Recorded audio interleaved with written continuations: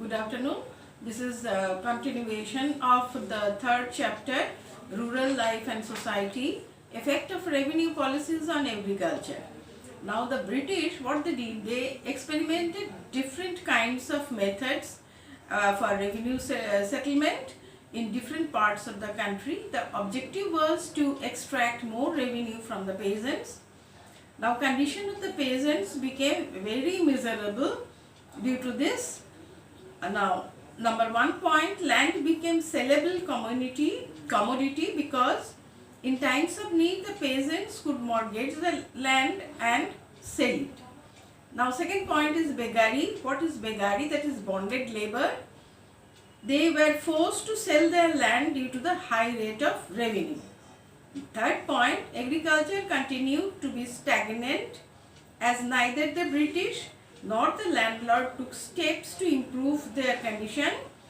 So they did not provide irrigation facilities, seeds, plough, fertilizer, and did not try to educate them about agriculture. Next point, the self-sufficiency of the villagers were destroyed. There was a shift towards the cultivation of commercial crops such as sugarcane, jute, oil seeds, cotton, groundnuts. These crops were called cash crops because they could easily sell it and that it can be sold in the market. Famines continued. Now plantation farming and cash crop. The self-sufficiency of the Indian villages was completely broken under the British. Indian peasants were forced to grow commercial crops like tea, coffee, indigo, jute, oilseed, sugarcane, mulberry, opium and rubber. Many of these crops they provided raw material for the industries in Britain. Now these crops were grown on large estate, those are called plantation, owned by the Europeans. The plantation were mainly concentrated in Assam, Bengal, Bihar and Kerala. Now the peasants started revolting after this. They started agitating. Now the oppressed and peasants led many revolts in Bihar and Bengal against the indigo planters, zamindars and moneylenders. Now indigo revolt. The word indigo came from Greek word. Now indigo was a natural blue dye which was used for coloring clothes. It was exported from India from ancient times. Indigo was the first crop to be grown on British plantation as the British required a regular supply of indigo for its textile industries.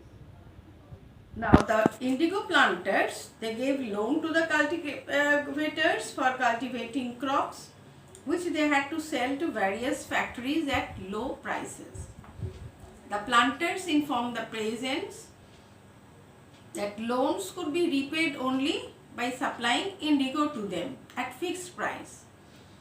Violation of this evoked large-scale oppressive measures such as holding the cultivator and his family.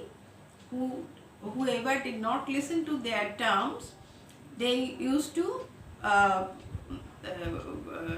keep their family as prisoners.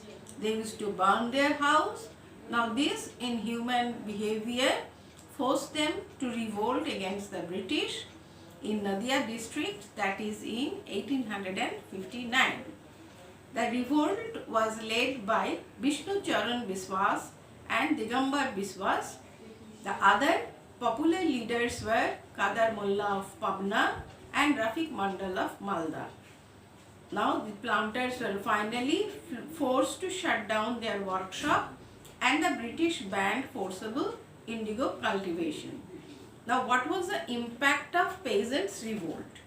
Now peasant movements or riots did not create any threat to the British rule but proved that the Indian peasants' reactions were impulsive and spontaneous to such situation and not planned. They were tortured very badly, and so the peasants were forced to rebel. Now the peasants always resisted the British efforts to assume control and power in the name of maintaining law and order.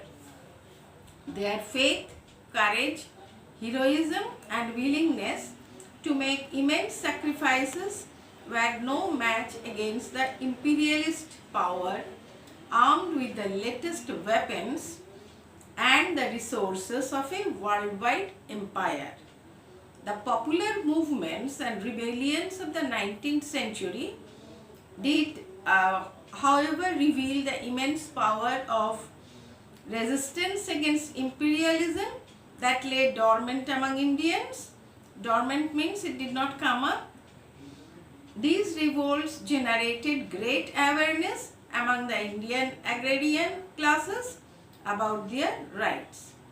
In addition, when the news of a revolt outbroke and British colonial powers' merciless handling of such revolts reached outside the world, the real intent and interest of the British were exposed. This is the third chapter. Now you read the chapter, learn the chapter properly. Now next class I will give you the questions, but you must definitely read the chapter properly. Only, okay, today only that much.